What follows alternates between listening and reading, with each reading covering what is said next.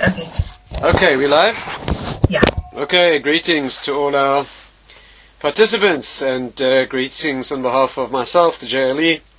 Thanks to Gemma, who is manning the fort, or womaning the fort, or whatever women do to the fort.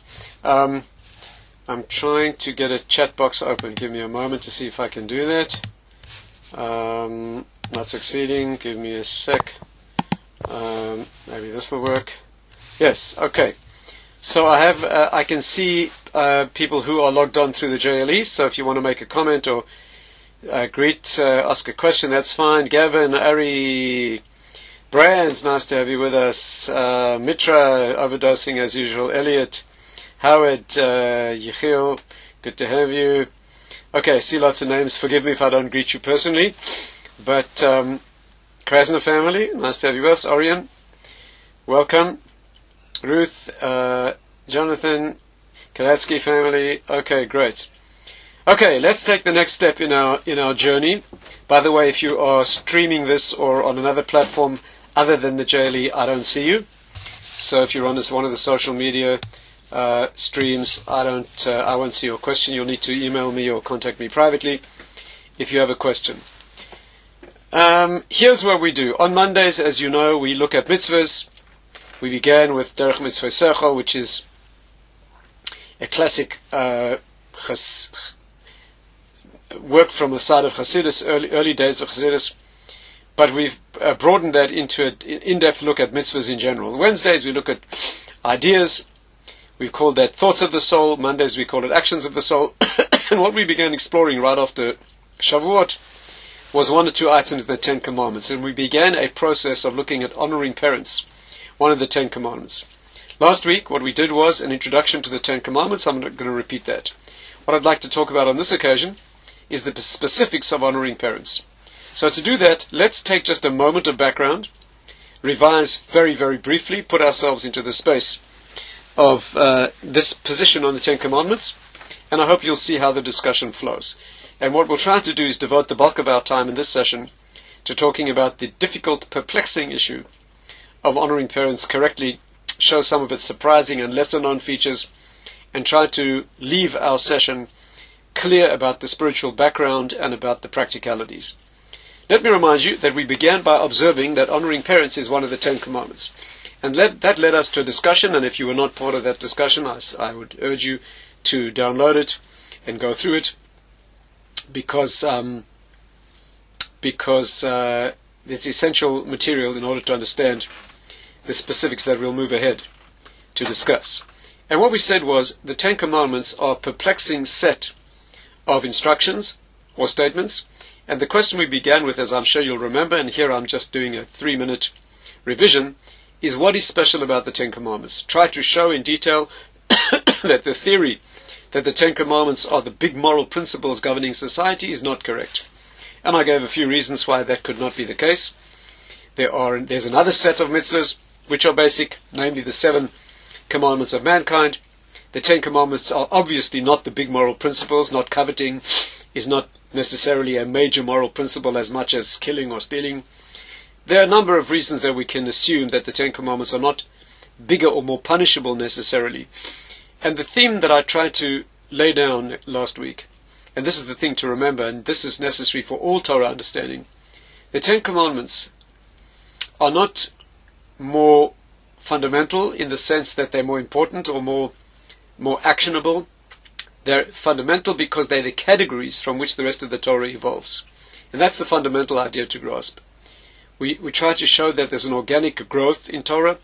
Just like when a child is conceived, there's a moment of conception that is totally unrevealed, but it lays down everything. And that conception reveals itself in a pregnancy to some extent. After the child's born, it reveals itself more. Torah always unfolds from a point of origin.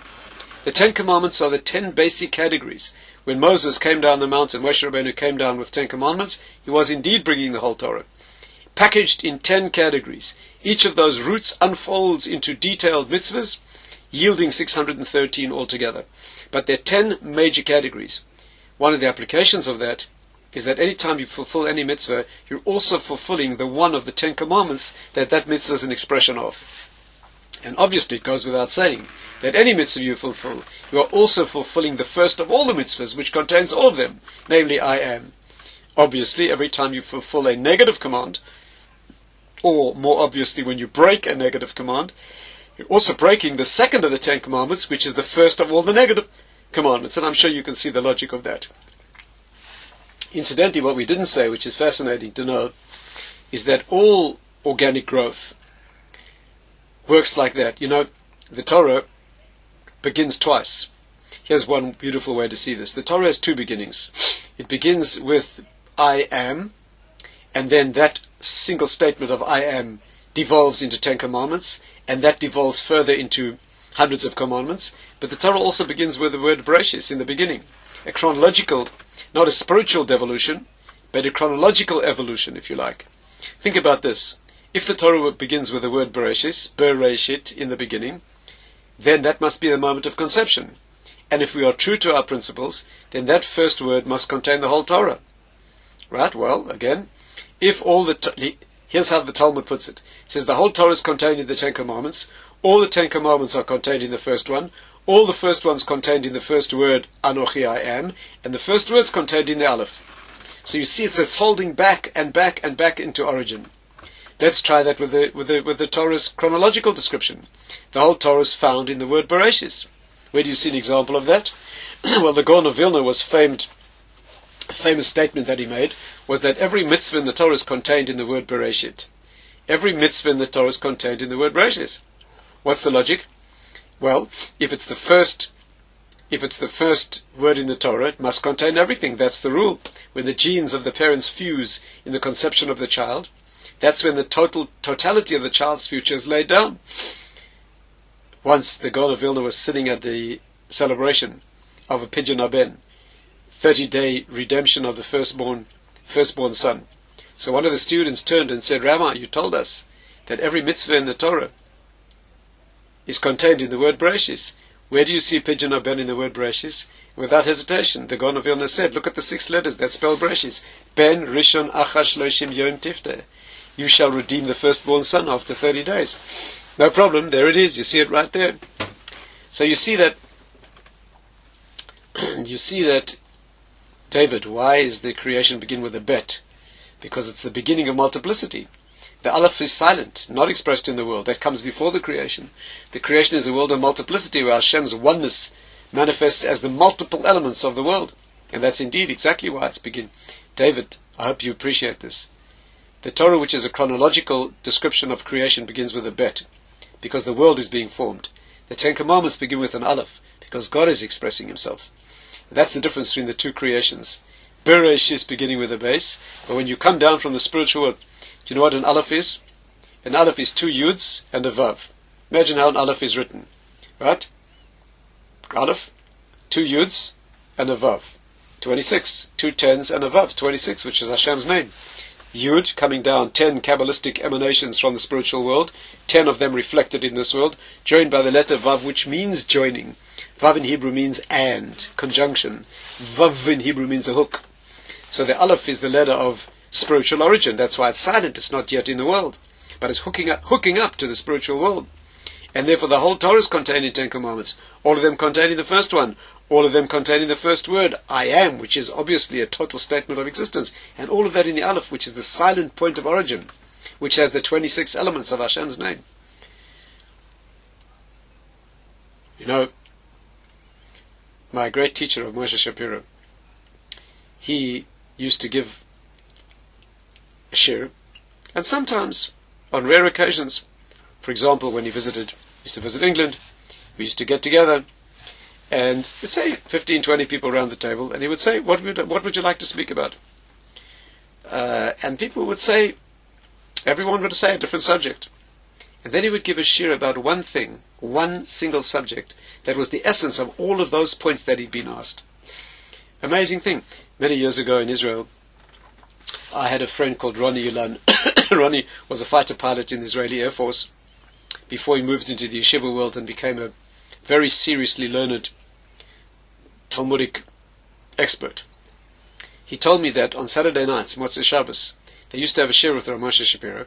6 or 8 of them would sit round the table, then Rav Moshe would say, what would you like to speak about? One fellow would say he'd like to know about the Parsha of the week. The second person would say he wants to know about Sukkah Shelev Yoson, deep Kabbalistic idea. 6 or 8 different subjects. Rav Moshe would think about it for a moment and give them a shir on one subject that was the essence of all of those 6 subjects. I was amazed by that. I was much too afraid to speak to Rav Moshe. So I went to Rav Simcha Wasserman, who was my great teacher at the time. He was very approachable, I was close to him. I said, Rav Wasserman, Rabbi Shapiro gives a shir. They ask him 6 different questions, and he gives one answer which answers all of them. How does he do that? Rav Simcha looked at me with those amazing blue eyes, and he said, but it's obvious. The Torah is an Eitz Chaim, a tree of life. How does a tree work? It has a trunk. The trunk has big branches. The branches have little branches. And the little branches have twigs. That's how a tree works. When anyone asks you to link any subjects in Torah, simply note which twigs they're talking about. Simply follow them back till you get to a common branch and speak about that. Isn't it easy? Do you have to know the tree? Yes. But that's the concept. The Torah is an unfolding from a unitary root into details, more details, and more details. That's always the way it is. Okay, so let's come back to our theme. The 10 Commandments, the root categories, the big branches of Torah. And each of them has smaller branches. And that's the way it fans out. Now, with that in mind, it means that honoring parents is a fundamental category. That's interesting. What fundamental? What is it a root of? Why is it more fundamental than any other particular mitzvah in the Torah? What's fundamental? What root? What root concept? What root energy in the spiritual world is incorporated in the concept of honoring parents? One way to answer this is something we just touched on last week, and I'll mention again very briefly, and that's the pattern. If you remember our map of the 10 Commandments, I think I showed it in Hebrew as well, but here's our map in English, right? 10 Commandments. Do not look this up online because you'll see the non-Jewish expressions of the 10 Commandments list them wrongly. They don't count the same 10 as we do. I think you'll see the reasons are quite plain when you do that. But this is the authentic breakdown into 10. And I'm trying to point out the parallels between the two lists of 5. On the one hand, you have I am Hashem, okay? And 5 commandments that govern our relationship with God, and 5 commandments that govern our relationship with each other. Very clear. I am Hashem, that's my relationship with Him. No other gods, that's my relationship with Him. Okay? Do not use my name in vain. Keep the Shabbos. These are all man-God or human-God interactions. The others, these are clearly man-man, human-human interactions. Don't kill, don't commit adultery, don't steal, okay, don't bear false witness, and don't covet other people's things. Very clearly, the first 5 are human-God interactions, and the second 5 are human-human interactions. The 2 questions are, what's the parallel? And the second question is, why is honoring parents, honor your father and mother, why is that listed on the side of human-God interactions? As I pointed out last week, parents are human beings. I know that many teenagers would not admit that, as I said, but they are a special case of human beings. What's the parallel? Okay, stay with me. This is fundamental. The parallels are these. I am Hashem. That means I'm the spiritual essence in the world. Do not murder. Don't expunge the spiritual essence in the human realm. What is wrong with murder? Exiling, banishing the divine spark from the world as it manifests in a human body. Secondly, do not have other gods before me. Do not betray this most important of all relationships in the world. Do not commit adultery. Don't betray the most intimate and bonded of human relationships. Okay? Next, don't take my name in vain. Don't use an emanation, an extension of me for you. Don't steal. Don't take an emanation, an extension of other people. Don't take a person and steal him. Kidnapping. Don't take people's things and steal them. Very clearly parallel. 4th, keep Shabbos. What is the Shabbat? Shabbat is a testimony that Hashem created the world. You are giving testimony, right? Giving witness. That is what Shabbos is. You take your hands off the creation and admit that God did it, and not you. What is the human-human interaction? Do not bear false witness. So bear witness that God created the world. Don't bear false witness against a human. Very clearly parallel. And now we come to today's subject. Do not covet. Honor your parents. What's the parallel? What's the parallel there? So first problem is, why do we say that honoring parents is a human-God interaction? First problem. But even if you grant that it is, why is honoring your parents parallel to coveting? And here's the secret, and we'll have to explore this more deeply when we explore coveting. But here's the basic parallel. Honoring your parents takes you back to your point of origin. Here's the key. Honoring parents is correct attribution.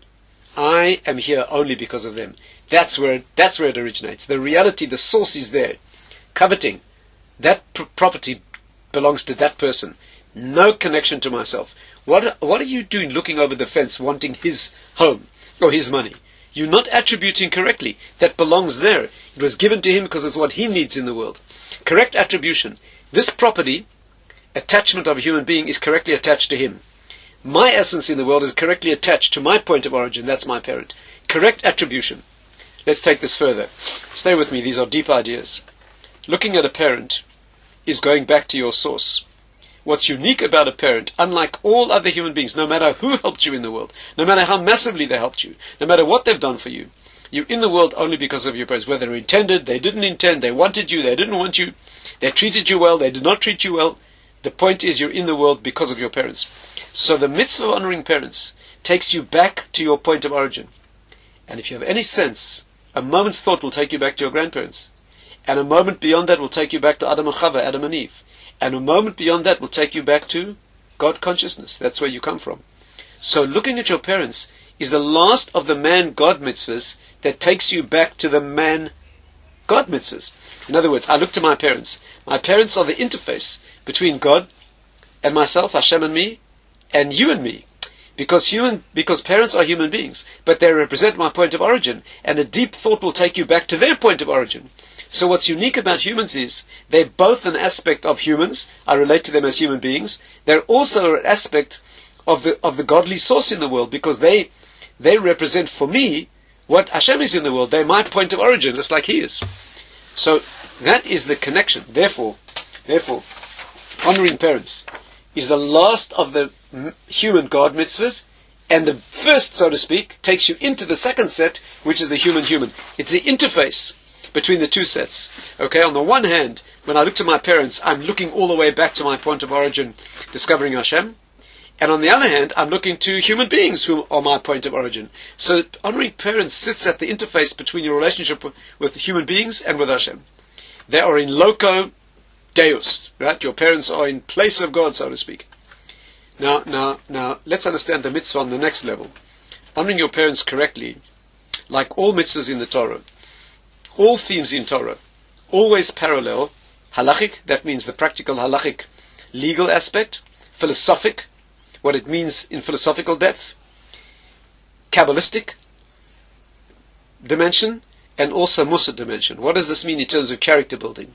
They're always parallel. Every time you think about Torah, you should be thinking about all these parallel tracks and see how they parallel. Eli Natan, negative and positive. I'm not going to deal with that now if you don't mind, because I want to speak more about honoring parents. If you remind me at a future time, I'll talk about the balance between the positive and the negative commandments on the Ten Commandments. Yes, indeed. Honoring your parents is one of the very few, the only two things in the Torah which is promising long life. It does not mean long life in this world. It means long life in the higher world. And that's exactly the reason. It's because you're attaching yourself to the point of life. Yes, I'll repeat. The patterns in Torah always parallel. Halachic, that means practical.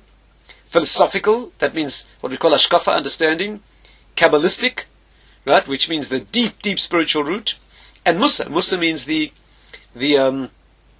character building aspect. So let's understand. What is the halachic aspect of honoring parents? What you have to do for them, as we'll explain. Philosophically, what is that? Going back to a point of origin.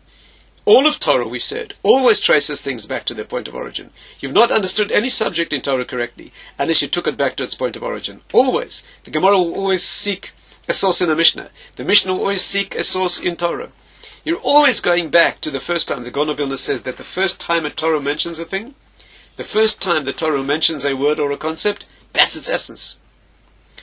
Example, the Gemara says, if you see the letter Tet, the ninth letter of the alphabet in a dream, yitzapa l'tov, expect something good to happen. Why? Because the word tov in Hebrew, good, begins with a tet. The obvious question is, there are many bad words in Hebrew that begin with a tes. Many bad words. So why do you assume something good will happen? Says the Gaon of Vilna, because the first time a tes appears in Torah is in the word ki, toiv. If that's the first time, that's where it swims into focus in being creation. That will always be its deepest root.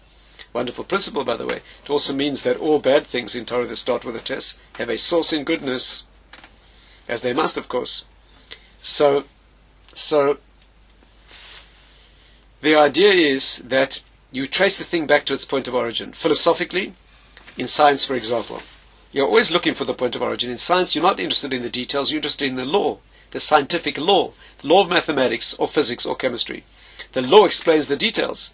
A scientist is not collecting the details without connecting them. A scientist is observing what the details tell him about the underlying rule, the law. Right? Once you've understood the law, you understand wisdom. So science is always, modern physics, by the way, is on a search for what they call guts, grand unifying theory. They want the grand unifying theory of the universe. By the way, how do they know that there must be a grand unifying theory? There must be, because all science shows you that there's underlying rules and laws. I'm getting a lot of comments on my screen. Let me ask you to focus and understand what's being said here before you feed back a comment.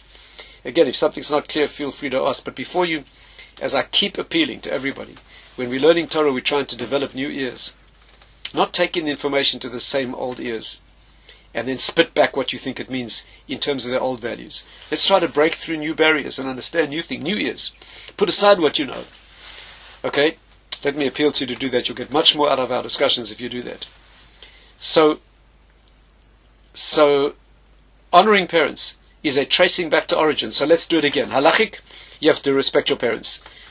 Philosophic, looking to a point of origin. That's what honoring parents teaches you. If you're a person who honors parents correctly, you're a scientist, you're a philosopher, you're going back to a source. You don't think you are where it begins. You go back to the explanation. And of course you go back to the deepest explanation of that. Then you get back to Adam and Eve. Then you get back to God.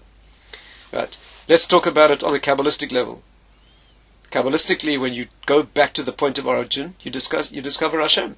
Not just that you trace things to an ideological background. This is how you discover God. You get from multiplicity back to a oneness.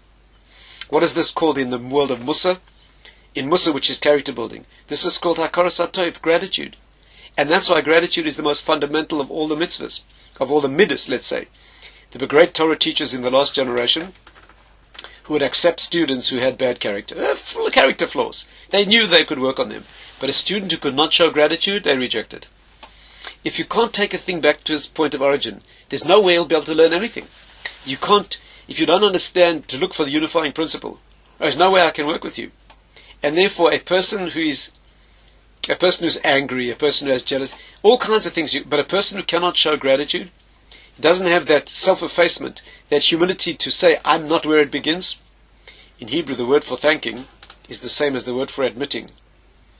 Modern Hebrew means to thank, and it means to admit. Because when I thank you, I'm admitting that it wasn't me. I admit that I couldn't do this without you. I come from you.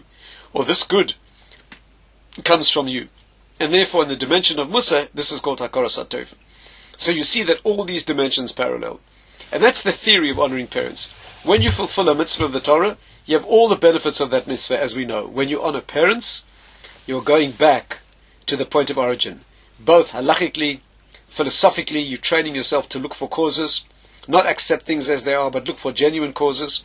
Kabbalistically, you're going all the way to discover the oneness behind creation. And in character building, you're learning to show gratitude. Gratitude means you're ready to admit that I could not do this. And of course, parents are the ideal place to do that. You owe them everything. Everything. You owe your existence to them. And that's why many halachic sources like the Rambam and others say that even if your parents are bad people, even if they've abused you, even if you have a terrible relationship with them, even if they've never done anything for you, you have a mitzvah of honoring them. We'll talk about how. It's not so simple.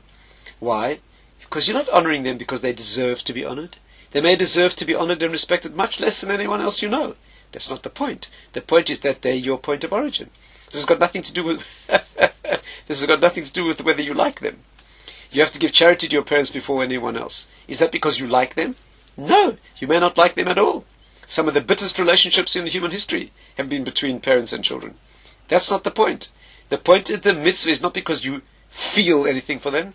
In fact, there's no mitzvah to feel anything about a parent at all. There's no mitzvah to sort of philosophically value them as people. Very small, very little. We'll talk about that. The mitzvah is to do certain things for a parent. Why? Because you like them, and not because they've done anything for you. They may have abused you. It's because they are your point of origin. And that's the deep concept of this mitzvah. Okay, let's turn to the practical, and I hope that this background will stand us in good stead as we go through the... As I said, Kabbalistic meaning is to go back to oneness, behind all multiplicity. You come from, this is your point of origin, and you drive back behind it to get to Hashem Elokeinu, Hashem Echad. Okay, let's go through the practicalities.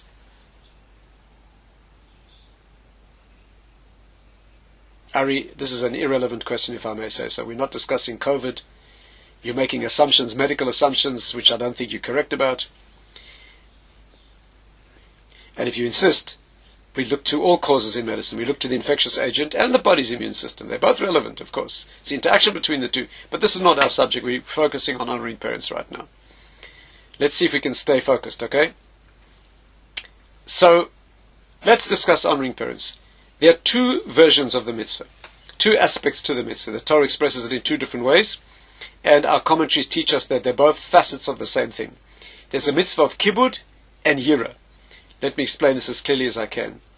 Kibbud means kavod, you have to give honor to parents, and yira means respect or awe. I don't think the English words do this justice, but let me try to explain the concepts. There are two aspects of the mitzvah of honoring parents. By the way, parallels exactly the two aspects of the mitzvah of raising a child. There's also the respect and the awe. I'll explain this as we go, Mr. Hashem. The two aspects of the mitzvah are kabeid esavecha v'semecha. You have to honor your mother and father. Kabeid esavecha. And there's another mitzvah which is ish imoy v'aviv tiro. A person should be in awe of his mother and father. So the Torah uses two words: kabeid, show honor, and then another word, yira, which is awe and respect, or sometimes translated as fear, right? Fear in the constructive sense. It doesn't mean fear, you have to be afraid of your parents, but it means awe and respect in that sense. And there the Torah uses a different word. It uses yira and not kavod. And there, by the way, it puts the mother before the father. When it talks about honor, it puts your father before your mother. When it talks about awe and reverence, it puts your mother before your father. That's very interesting. Yes, Ari, you summarized it perfectly. Kabeid is honor and yira is awe. Yes, you're beginning to redeem yourself after your previous question. That is the concept. Let's discuss the meaning of these two things. These two correspond to the Kabbalistic right and left hands. Kavod is what the right hand side, what you need to do for a parent, and yira means the things you need to shrink away from by giving them respect. Two sides. When you raise a child, you need the right hand, which is chesed of love, and the left hand, which is the side of discipline. Always, in all relationships, nothing more important than this. In all relationships, there are two hands that need to operate together. When you raise a child, the right hand pulls near, the left hand pushes away. When you use them together, the right hand pulls, the left hand pushes, you turn them around. Okay, it's always the balance between right and left hands that is essential in relationships, and no less when it comes to parents. Two energies that need to be manifest in your relationship with your parents: kavod and yira. Before we go further, let me speak out the practicalities of what this means, and then we'll try to understand them more deeply. The two facets to the mitzvah are kavod, which means what you need to do for a parent, like feeding them and clothing them, and yira, which means standing up when they walk into the room, not using their first name. That is the awe and reverence side. Okay, those are the two facets. Notice that when the Torah talks about kavod, it puts the father first, and when it talks about yira, it puts the mother first. On that, the Gemara comments that the meaning is to show you that they're both equal. They're both equal. Judaism has no preference for male or female, or put one or the other beforehand. You have total obligation to honor your father and mother equally. For example, when it comes to honor, kavod, the Torah says, kabed es avicha, puts your father before your mother, says the Talmud, because you're more likely to honor your mother than your father. She's usually the one who's warmer, in the more intimate and warm relationship with the child. It will be more natural to honor her. Torah says, wrong. Your father comes first. Meaning, don't think that your mother comes first. When it comes to reverence, right, total, let's say, awe and respect, the Torah puts your mother first. Because a person might more naturally honor, respect his father in that way, the one perhaps who disciplines him and is more afraid of in that sense, says the Torah wrong. Put your mother in that position as much as your father. In other words, the psychological technique, so to speak, educational technique the Torah uses is, it counterintuitively phrases the opposite of what you'd expect in both cases, to show you that in case you think it's more natural to honor a mother, wrong. And in case you think it's more natural to respect a father, wrong. Meaning, either way you're making a mistake. Conclusion, they both have equal claim to your honor and respect.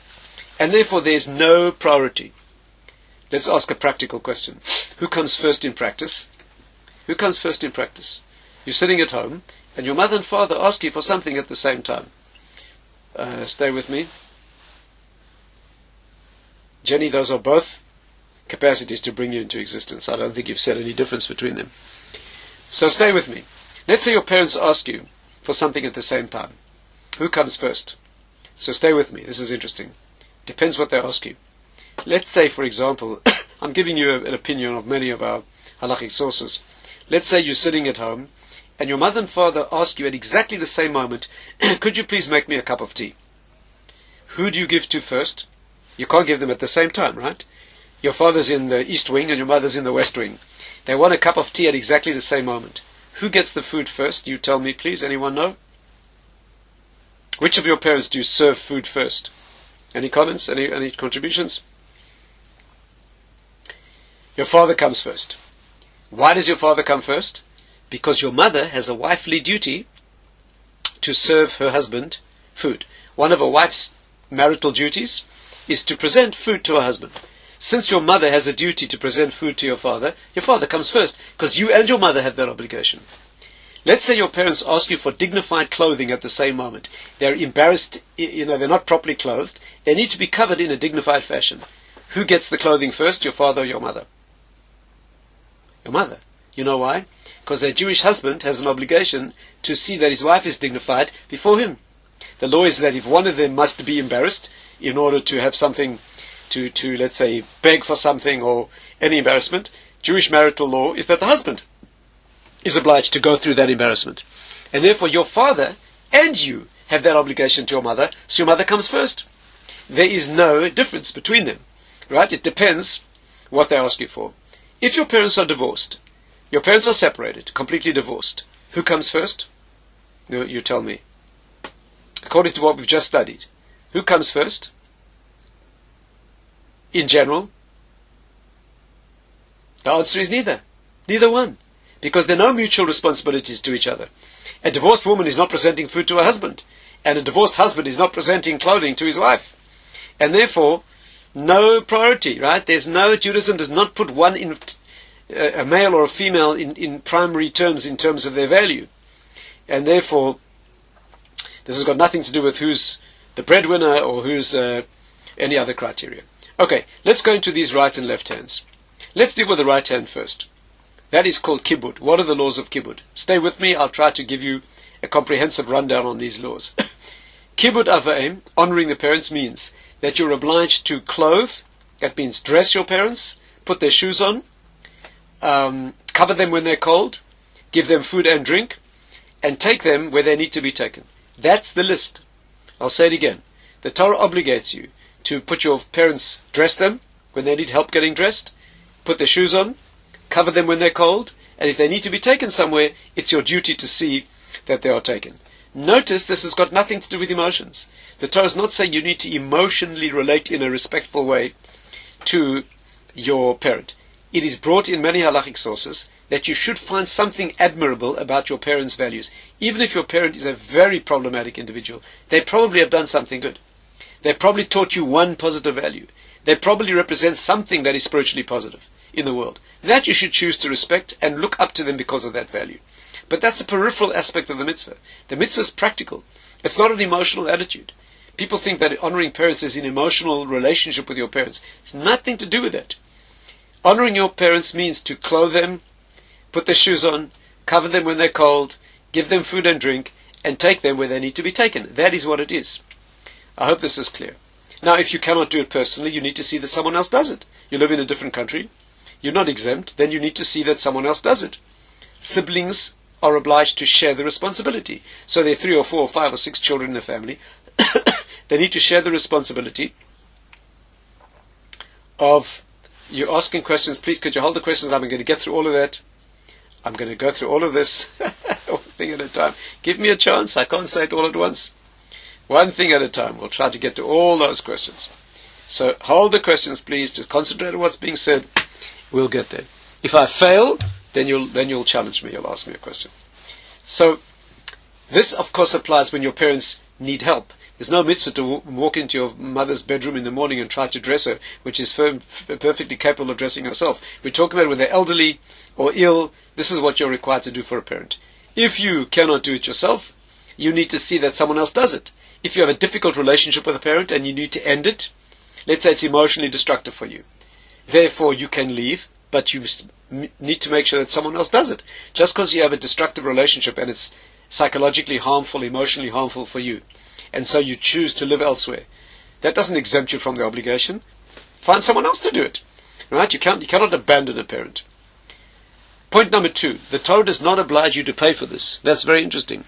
The Torah does not oblige you to pay money. The Torah obliges you to dress your parents, take them food, but you don't have to pay for it. You do not have to pay. If your father says, please get me lunch, you say, sure, Dad, where's your credit card? Now, of course, you can pay. Of course you can. And there's a mitzvah of charity, which goes to parents first. In fact, there's more than a mitzvah of charity. The Talmud says that if you use your charity money, your 10% of after-tax income, to support your parents, that's disgraceful. You should not be using your charity money to support your parents. It should be your privilege to support them over and above your 10%. But if you cannot afford more than the 10%, all you can afford to give away is 10%, then it all goes to your parents. Even though ordinarily we try not to use more than 50% of your charity funds for any one particular cause, if it's parents, they get it all. But there's no fundamental mitzvah of paying to honor your parents. The Torah doesn't put it that way. Of course, your attitude should be that you'll do anything for them. But I remember someone in Israel. I remember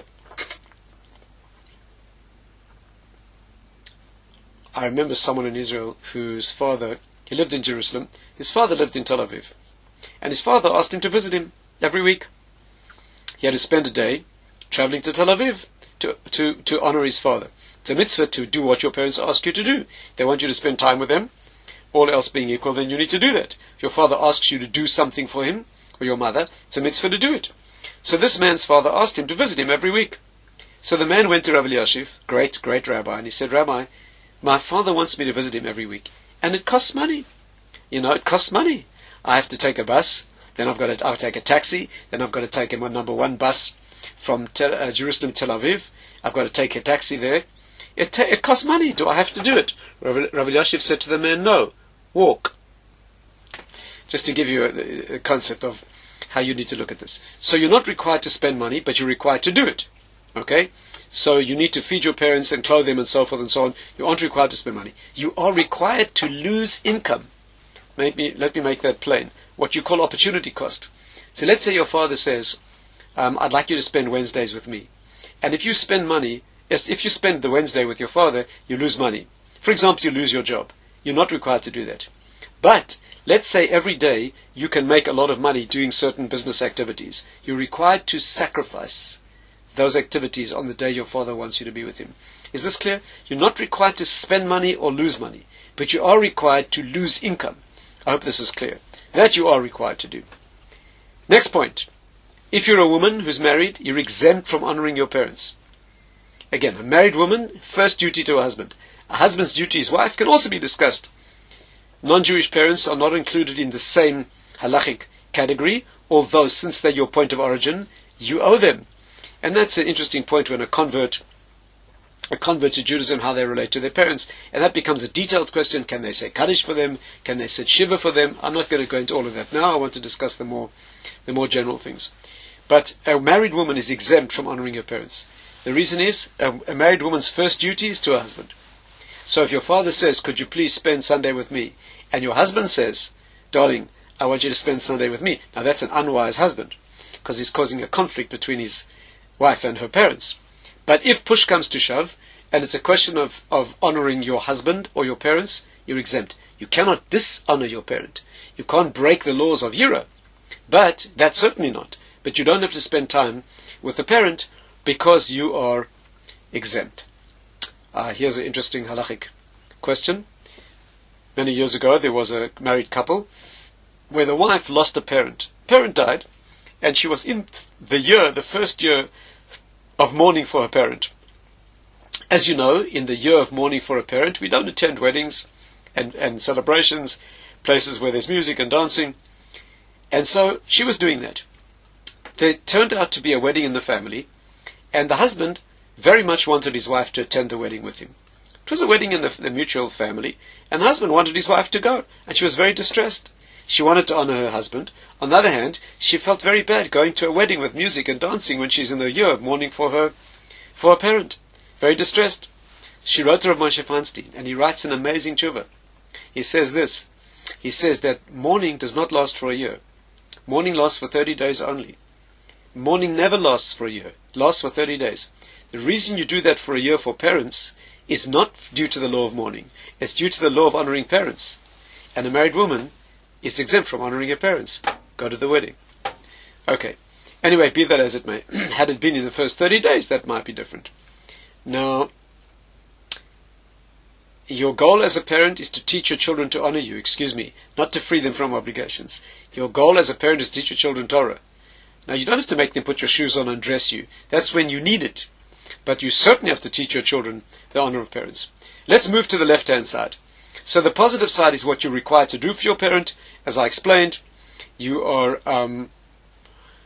Elliot, it doesn't matter if your parents are taking advantage. If your father's taking advantage of you because he wants you to put his shoes on, what could be greater? Put his shoes on. Do you have to pay money? No. Do you have to lose income because your father wants you to put his shoes on for him? Yes, put his shoes on. If he's taking advantage of you to the extent that he's damaging your psychological well-being, you can leave. You can go live in another country. Get someone else to put his shoes on. Okay. You find it difficult to say, well, a married woman is exempt. A married woman's bond is to her husband before her parents. The Torah says that marriage takes you away from your parents and bonds you with your spouse. There's a deeper bond to the spouse, deeper primary obligation to your spouse than to your parents, right? If push comes to shove. Again, you should seek ways to not make a conflict. And whoever's asking me this question, I'd like to point out to you, this does not mean you can dishonor a parent, no matter how married you are. But you don't have to spend time. When your mother says, I'd like you to come to my house in the morning, help me get dressed. Okay, and your husband says, I need you to be with me. You stay with your husband. You make sure someone else helps your mother with her needs. Of course, a wise husband would let you go and do it. Okay, 1 second. You're all asking me 1,000 questions. We'll get to disobeying parents. You know what? Let's discuss that. Dating and your parents disagree. Let's discuss disobeying parents. Okay, there's a mitzvah to obey a parent. Mitzvah, your father wants you to do something for him, it's a mitzvah to do it. Does he need it? Does he not need it? That's not the point. He wants you to spend some time with him. He wants you to do him a favor. He wants you to do it. He's honored by the fact that you do it. You need to do it. What happens if your father wants you to do something that is forbidden? Under what circumstances can you disobey a parent? So let's get that clear. Anything that is forbidden, you are totally forbidden to obey your parent. When your father says, I want you to drive to my house on Shabbat and eat dinner with me, you say no. Now, if you can stay over, stay at a hotel nearby, stay at a friend, do anything to accommodate your parents. But you cannot break a law of the Torah. You cannot break a rabbinic law. You're not even required to break a custom. Not only that, if it's not good for you spiritually, let's say your father says, I want you to daven in my shul. I want you to pray in my synagogue. And you know that it's a synagogue where you can't pray. The people talk there. They don't take things seriously. You don't have to go. You don't have to go. Okay? So when it comes to, yes, indeed, quite right. The Torah says, honor your parents, keep Shabbos. Meaning if your father tells you to break Shabbat, no. There's no way you honor a parent by doing something forbidden in the Torah. By the way, you have to speak respectfully. For example, you're not allowed to say to your parent, you're wrong. You can't say to your father, you're wrong. That is totally disrespectful. If your father is wrong, you need to say, Abba, didn't you once tell us otherwise? Or does the Torah not say differently? You have to speak extremely respectfully. You can't say you're wrong. By the way, I don't know if you know this, you're not supposed to say that you're right either. You shouldn't even say you're right. Because who are you to pass judgment on your parent? Let's say your father's having an argument with someone else, and you walk in and you say, yes, my father's right. You are passing judgment as if you're superior to both of them. No. That's disrespectful. Of course your father's right. You don't say that. You can say the other fellow's an idiot. That's fine. But you can't say to your father, you're right, as if you're passing judgment on him. That's not respectful. And therefore, now, there are 3 classic areas where you can disobey a parent. Okay? Apart from all the things I said before. 3 classic areas where it's permitted to disobey a parent. The 3 classics are these: to learn Torah, to live in Israel, and to get married. So again, to learn Torah. Your father says, I don't want you to study Torah. I don't think it's of any value. You do not oblige to listen to a parent. Obviously, you should negotiate. Obviously, try and get your parents on side. We're not excluding common sense, but when push comes to shove, you can disobey a parent in order to learn Torah. Secondly, live in Israel. Your parents say, I don't want you to live in Israel. I want you to live in the Upper West Side of New York, and you want to live in Israel. You can disobey. You can even disobey a parent to live in Jerusalem if they live in Tel Aviv. Same law in marriage, by the way.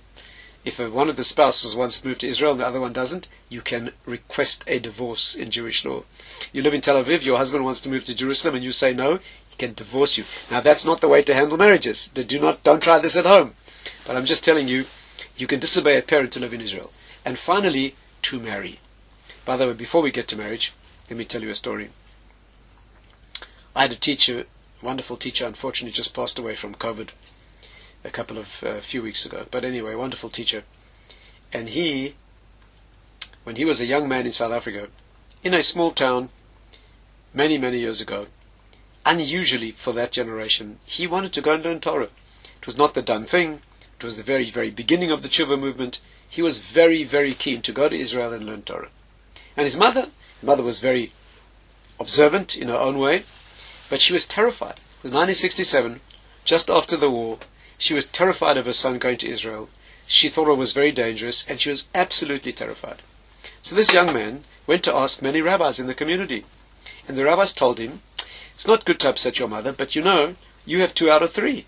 You can disobey a parent to go to Israel, and you can disobey a parent to learn Torah. You have 2 out of 3. Therefore, it's allowed. One rabbi said to him, it may be allowed, but I suggest you write to Rav Moshe Feinstein in New York. Ask him. Listen to what happened. He wrote a letter to Rav Moshe Feinstein telling the situation. Rav Moshe Feinstein said, don't upset your mother. Go and learn Torah in Gateshead, England. Now, Gateshead, England, first of all, they wouldn't take him. He was an absolute beginner. Gateshead is for black belts. There's no way they would take him.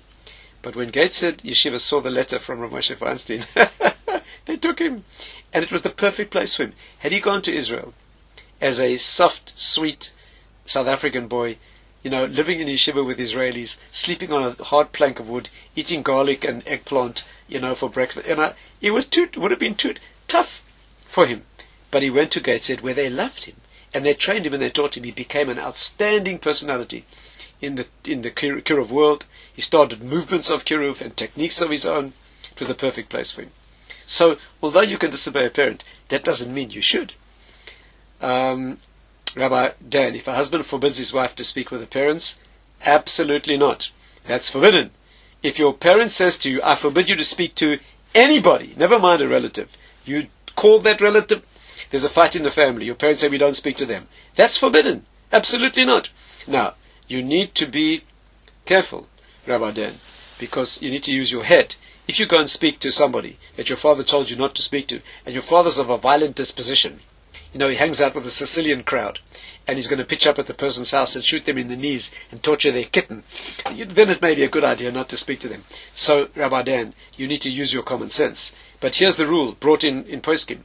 If your parent tells you not to speak to someone, or maintain a friction with someone in the family, that's forbidden. That's machlekes. That's sinas chinam. Absolutely not. There are Jewish families where first cousins have never met. I've come across many of them. And they don't even know why. Somebody was late for somebody's bar mitzvah. That's irrelevant. Absolutely not. That's out the question. Now that husband with his wife, he's going to have serious shalom bayis problems when she goes and speaks to her parents. This needs good rabbinic counseling, Rabbi Dan. But in practice, in essence, that's the thing. Now, the third thing is to get married. So here's clearly,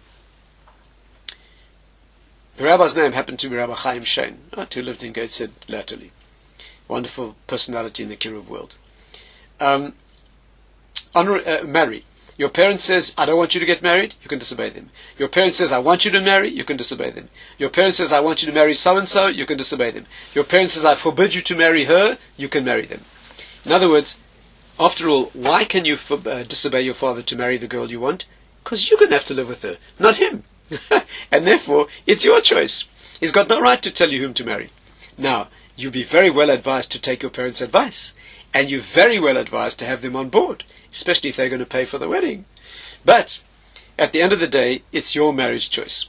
There's one exception to this rule, and that is your parents can forbid you to marry someone when the person is a disgrace to the family. So if your parents do not want you to marry somebody because they're a disgrace to the family, they can say no. Disgraceful does not mean that you're Ashkenazi and she's Sephardi. That's not disgraceful. Or you're from the Syrian community and she's from the other Syrian community. Or you Iraqi and she's Iranian. That is not disgraceful. That's just your parents, having things wrong. But if they're disgraceful, the person's a criminal, okay, or some other disgraced objective damage to the family, then your parents are allowed to put their foot down. So those are the rules.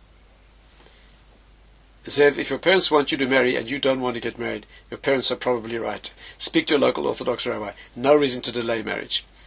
That's a good question. Should the wife put her husband or children in priority? That's a great question. The children need to see that the parents come first for each other. Children need to see that the husband and wife treat each other like king and queen. That's very important. That is putting the children first in a way as well. Let's turn our attention, because I'd be hate not to complete the discussion. What is the left-hand side of Yira? Or, we talked about honor, doing for your parents, etc., obeying them. Let's talk about the left-hand side. The law of Yira means you're required to stand up when your parent walks into the room. Let's go through some of these details. You stand up when they walk in. You never use their first name. You're not allowed to use a parent's first name. That is familiar and disrespectful. You are... I'm getting a lot of good questions. Okay, hold the questions for a moment. Let's get through the basics first. Let's get through the basics. Rabbi Jonathan Joy, that's a great question. When your parent asks you for an unhealthy food, remind me, I'll try and get back to that. You're required to stand up when your mother or father walk into the room. You're not allowed to use their first name. You may not stand or sit in their special place. Okay? You're not allowed to say you're wrong, as I said before. When you go buy something in a place where they're well known, you introduce yourself as a child of your parent. You don't say, my name is Mr. Joe Cohen. You say, I'm Joe's son of, and you say your parent's name. You show that you expect to be treated with respect because of the respect they give your parents. Of course, if it's a place where your father has not paid his bills for the last 5 years, then you are forbidden to say his name. But as long as they treat him respectfully, you are required to introduce yourself as a child of the parents. Let's go through some of these. Standing up. You're required to stand up when a parent walks into the room. I know it's not a modern thing to do, but it's required. Okay, Sephardim take this more seriously than Ashkenazi. In the Ashkenazi custom, we stand once in the day and once at night. So your father walks in the morning, you haven't seen him yet, you stand up. That evening, you haven't seen him all day, he walks in, you stand up. In between, when he walks in, you make a slight movement of respect. You don't need to stand up fully necessarily. Sephardim are take this much more seriously. Every time the parent walks into the room, you stand up. Is a parent allowed to forego that honor? Yes. A parent is allowed to tell you, do not honor me by standing up when I walk into the room. You may sit in my place. Indeed, you can. Parent says, I don't mind if you sit in my seat. That you can do. You may not use their first name even if they give you permission. That is not just foregoing honor. That's disrespectful. And therefore, the parents can forego honor, but they cannot tell you to do something disrespectful. So your father can say, I don't mind if you sit in my seat, that's fine. After the death of a parent, okay, it's an honor to sit in their seat. Most of our poskim say that. Your father had a certain seat in the living room, or a seat at the table, or in shul, and when the father dies, it's his dignity and honor that you take his place. Not while he's alive, but after that. So, we'll get to father-in-law in a moment. Slowly. I'm getting 1,000 questions one at a time. So let's deal with sitting in the place and standing in their place. Your dad stands in a certain place, certain seat in the synagogue, in shul, at home, or your mother, not allowed to sit there. With permission you can. Stand up when they walk in? Yes. By the way, let's say you see your father in the morning and you stand up. An hour later, your father walks in again. But now you have a visit from a friend. Your friend does not know that you saw your father already. You have to stand up again. Because in your friend's eyes it would be disrespectful if you didn't. And you have to show that respect. And you stand up again. So that is the rule with respect to standing for a parent. Whether it's common these days or not common, it is required.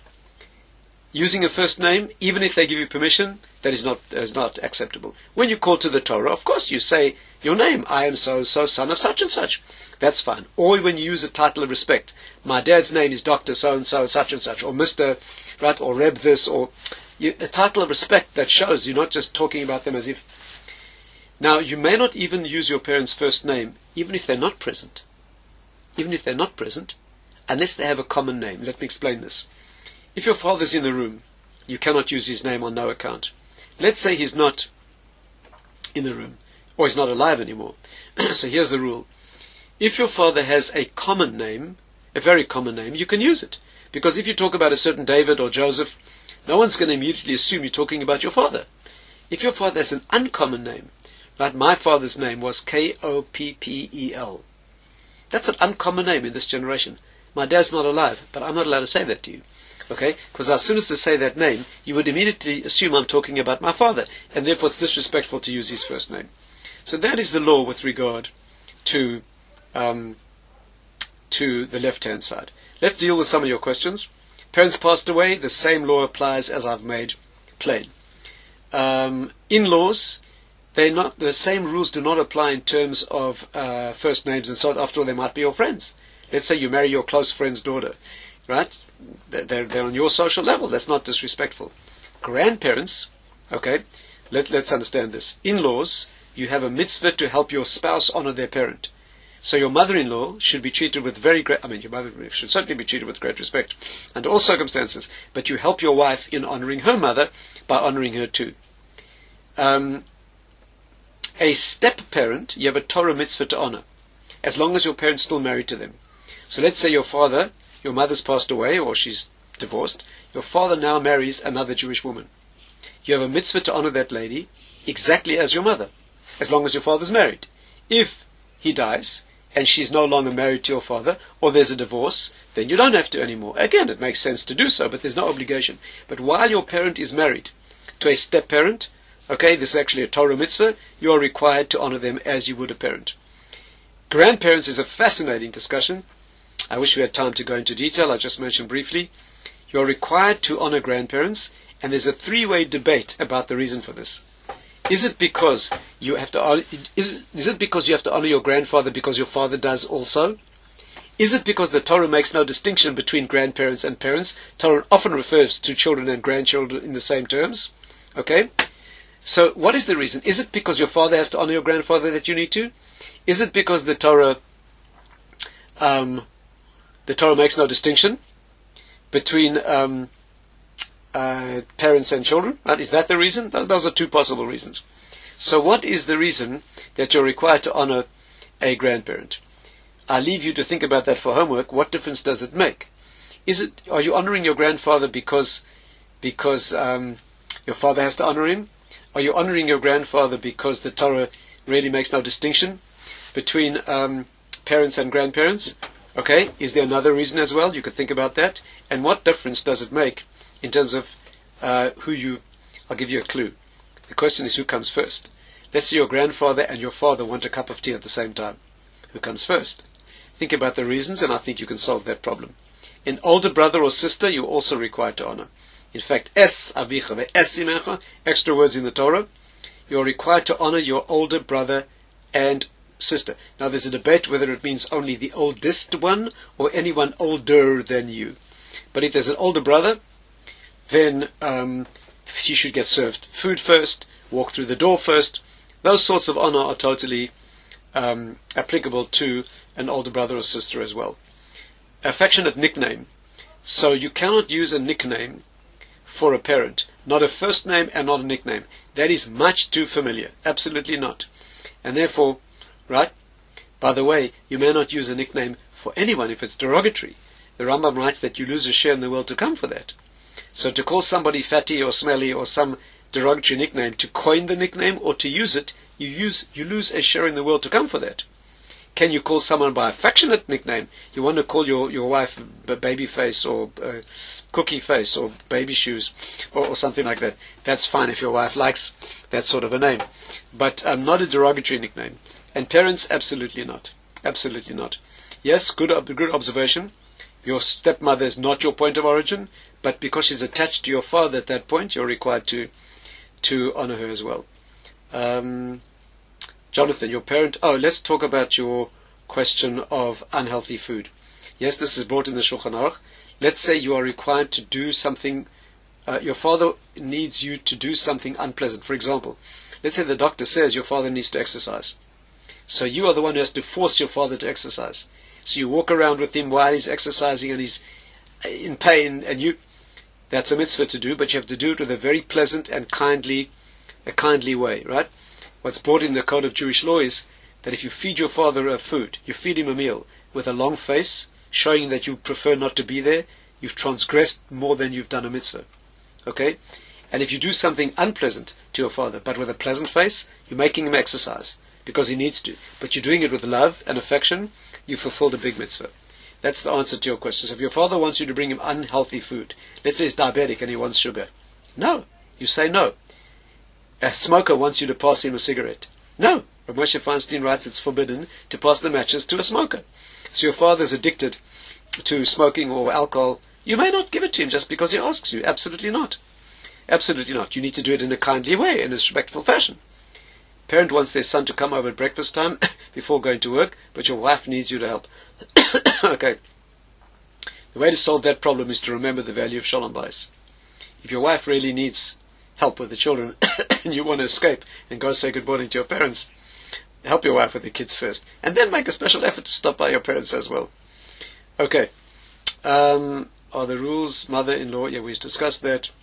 Give an injection to... Oh, that's a good question. Okay, good question. That's a sophisticated question. There's a question about giving injections or performing dental treatment on a parent where you may draw blood. That does not apply to a parent-in-law. No. If you're a dentist and you want to treat your father-in-law's dental problems, not a problem. You can also treat your parent if it's necessary and they want you, but that's a more complicated question because you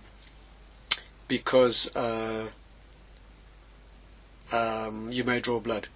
Why is the fifth commandment in Eli Natan, fifth commandment honoring parents, and fear awe of parents is elsewhere? That's because these two mitzvahs are deeply connected and both of them are really giving kavod. They're both forms of kavod, right? Remember that when you give discipline to a child, it's also an act of love. And therefore the Torah puts the root command in the Ten Commandments, and elsewhere it deals with the other aspect. Okay, Jenny, that's exactly the question. Do you make your father the tea first or your grandfather? And that depends. Is it because your father has to honor your grandfather first, in which case the grandfather comes first? Is it because the Torah makes no distinction between parents and grandparents? Or the third reason, is it because your grandfather is required to teach you Torah? Because the Torah says, V'shinantam levanecha v'livnei vanecha. The Torah says, teach your child and your grandchild Torah. So there's an obligation to teach a child and teach a grandchild. Is that why you're required to honor a grandfather? Because he has to teach you Torah? Those are the three opinions about why you're required to honor grandparents. And of course the exercise to do for homework is figure out, according to each opinion, which priority does it give you. Okay, why does the idea of respecting a spouse over parents apply to a man as well as a woman? It does indeed. Of course it does, Ben.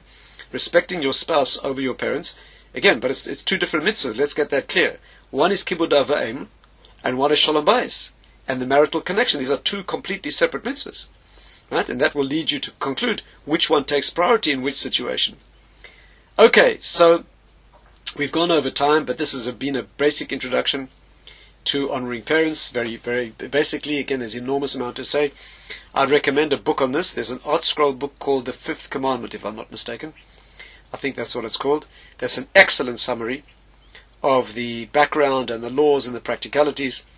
Again, it only scratches the surface, obviously, because this is an extremely difficult mitzvah to do with tremendous detail. Let's finish with this. The Gemara says that it's basically the most difficult mitzvah in the Torah. The most difficult. The easiest mitzvah in the Torah and the most difficult are the only two that are given the same reward, length of life in the next world. Honoring parents, you can never do enough.